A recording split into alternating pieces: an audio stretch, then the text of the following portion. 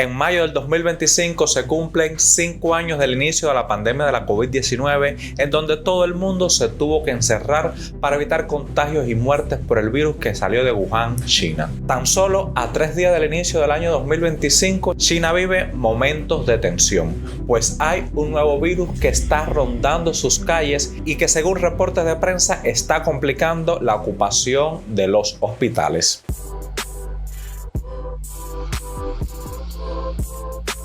Hola amigos, sean bienvenidos a Ese Mediquito. Yo soy el Dr. Leonel Céspedes y lo estaré acompañando siempre en temas relacionados con el mundo de la medicina.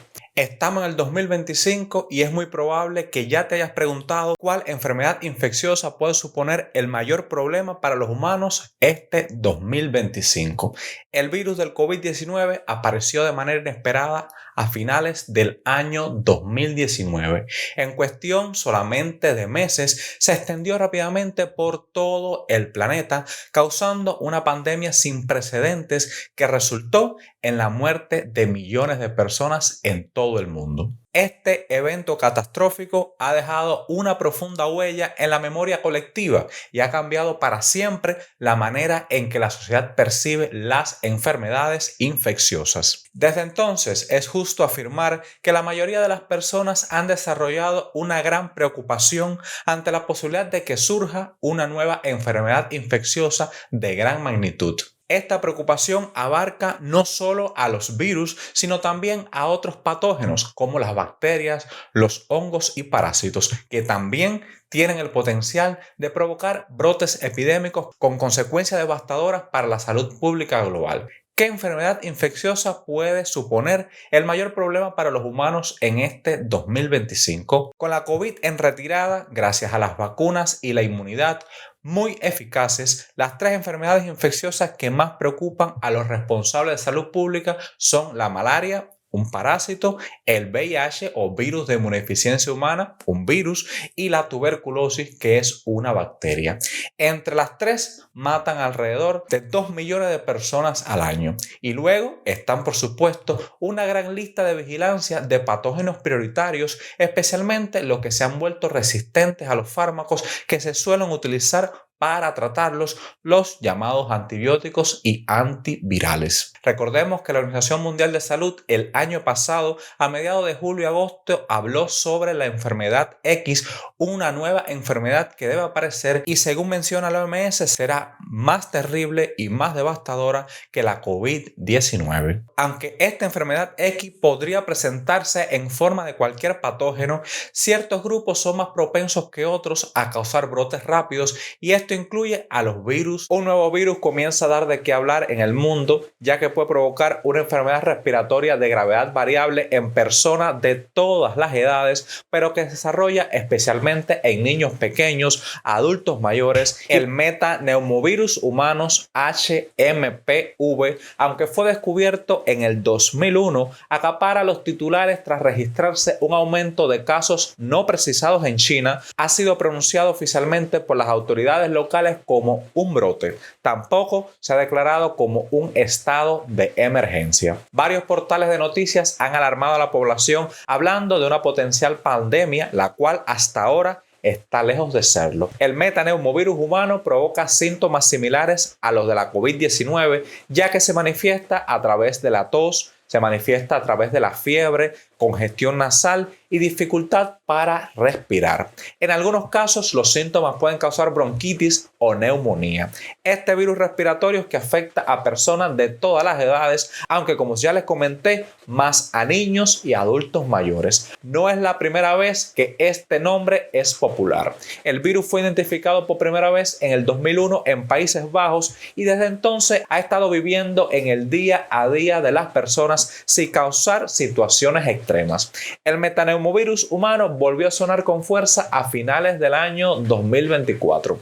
pues en China aumentaron los casos de este virus respiratorio, principalmente en niños y adolescentes. Según el Centro de Control y Prevención de Enfermedades de los Estados Unidos, el periodo de incubación oscila entre 3 y 6 días y la duración media de la enfermedad varía según la severidad que le dé a cada paciente. A pesar de estas informaciones, la Organización Mundial de Salud ni el Ministerio de Salud de China no se han pronunciado sobre el presunto brote o si se ha presentado un estado de emergencia. Sin embargo, este virus se caracteriza por infecciones respiratorias muy comunes en esta temporada invernal. Tampoco sería la primera vez que China se demora al dar un comunicado oficial sobre información de salud. Mientras tanto, en un comunicado oficial pasado, las autoridades chinas de control de enfermedades anunciaron que están implementando un sistema de vigilancia para una neumonía de origen desconocido, anticipando un aumento de las enfermedades respiratorias durante el presente invierno. Esta medida tiene como objetivo establecer protocolos para manejar patógenos desconocidos, muy a diferencia de la preparación limitada que existía hace 5 años cuando surgió el nuevo coronavirus responsable de la COVID-19. La Administración Nacional de Control y Prevención de Enfermedades implementaría un sistema de informes para los laboratorios y un proceso para que las agencias de control y prevención gestionen los casos, según una emisora estatal de la televisión china, que citó a un funcionario en una conferencia de prensa. Un comunicado oficial publicado hace una semana también indicó que los datos sobre enfermedades respiratorias agudas entre el 16 y el 22 de diciembre del 2024 mostraron un aumento en las infecciones. Pero seguro que ustedes se están preguntando cómo se transmite el metaneumovirus humano.